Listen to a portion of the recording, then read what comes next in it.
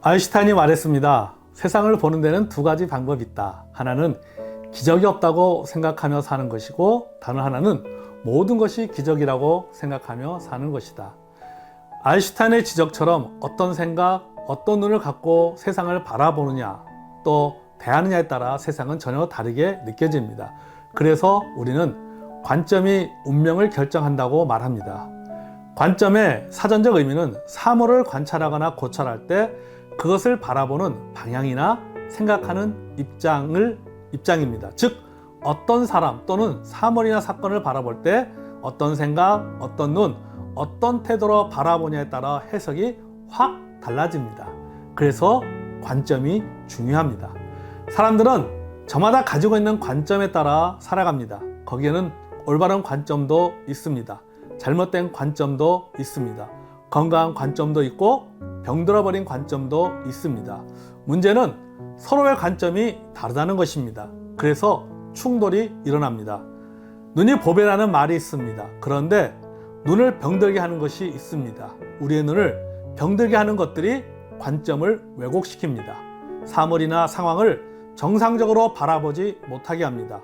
왜곡된 관점이 관계를 깨트립니다. 조직을 어렵게 만듭니다. 그리고 사실을 오도하게 만듭니다. 이렇게 관점을 왜곡시키는 몇 가지 원인이 있습니다. 첫째, 주관성입니다. 저마다 나는 객관적으로 본다 라고 말합니다. 그러나 과연 그럴까? 아닙니다. 주관성 때문에 모든 것을 자기 위주로 해석합니다. 그래서 눈을 어둡게 만듭니다. 여기에 이권이 개입되면 절대로 객관적으로 볼 수 없습니다. 다른 사람들의 문제는 객관적으로 판단하지만 자신과 관련된 문제는 절대로 객관적일 수 없습니다. 그래서 나는 원칙주의자라고 말하는 사람들의 이중적인 모습을 볼 때가 참 많습니다. 다른 사람들의 일에는 원칙을 강조합니다. 하지만 자신의 문제에 대해서는 전혀 그렇지 않습니다. 원칙은 어디론가 사라지고 이기심만 발동합니다. 둘째, 그릇된 지식도 관점을 왜곡시킵니다. 유대인들은 선민의식 때문에 이방인들을 부정한 개처럼 여겼습니다. 율법의 소중함을 강조한 나머지 율법주의에 빠지고 만 것입니다. 정보를 잘못 받아들이게 되면 그것을 주장하고 우기게 됩니다. 잘못된 지식을 진실로 인식하기 때문에 고집을 부리게 됩니다. 그러므로 우리는 올바른 관점을 갖기 위해서는 정확한 정보와 지식을 습득해야 합니다. 정리한다면 첫째, 자신의 주관성이 관점을 왜곡시킵니다. 둘째, 그릇된 지식이 관점을 왜곡시킵니다. 셋째, 개인적인 감정이나 상처 역시 관점을 심각하게 왜곡시킵니다. 인간은 감정적인 동물입니다. 상처는 부정적인 감정을 부추깁니다.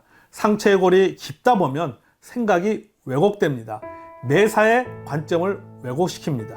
상처 때문에 감정이 뒤틀리게 되면 옳은 것도 좋게 보이지 않습니다. 하는 것마다 못마땅하게 여깁니다.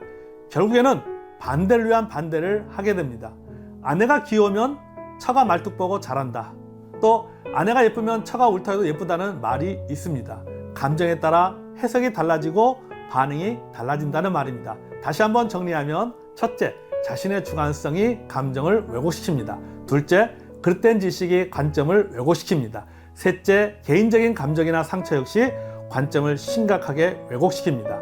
넷째, 편견이 관점을 왜곡시킵니다. 우리가 가진 편견이나 고정관념이 사실을 왜곡시킵니다. 편견과 고정관념을 가진 사람들은 세상을 바로 보지 못합니다. 보는 눈을 병들게 하여 사실을 사실로 보지 못하게 합니다. 밝은 것도 어둡게 해석합니다. 좋은 것도 나쁘게 받아들입니다.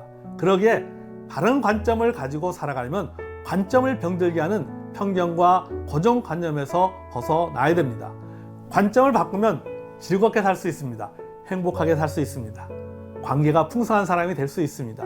관점을 바꾸기 위해서 먼저 자신의 주관성을 인정하기 바랍니다.